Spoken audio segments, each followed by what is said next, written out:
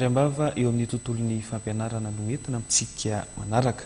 Raha efa namarana ny fanadinana bakalorea teo anivon'ny fampianarana ankapobeny Alakamisy lasa teo, dia mbola nitohy androany ary tsy hifarana raha tsy ny Alakamisy izao kosa ny andreo mpiadina amin'ny fampianarana teknika.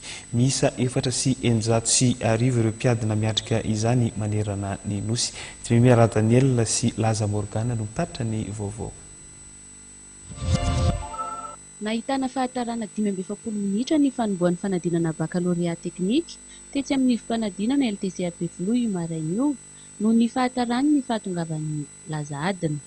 Ny emitr'adiny iray latsaka fefany araka izany ny fepotona tokony ahavitany izay tsy nisy fiantraikany teo amin'ireo mpiadina.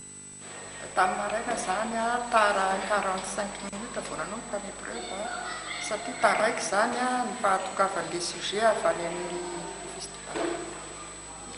Arak'izay koa zany ny fiafaran'ilay épreuve zany miemitra 45 minutes ihany koa.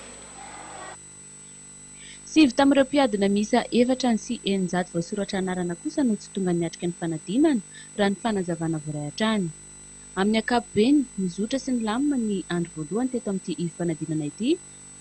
Nanamarika ny lehibe ny hifanadinana LTC fa na dia malaza maditra aza ny mpianatra teknika dia tsy hita taratra izany amin'izao fanaovana fanadinana izao, fa mifantoka avokoa ireo mpiadina. Mahatratra telo isaky ny efitrano ireo mpiambina ary mizara ao anatin'ny efitrano misy 720 ireo mpiadina eo amin'ny LTC. Misy ihany koa ny mpiambina ivelan'ny efitrano.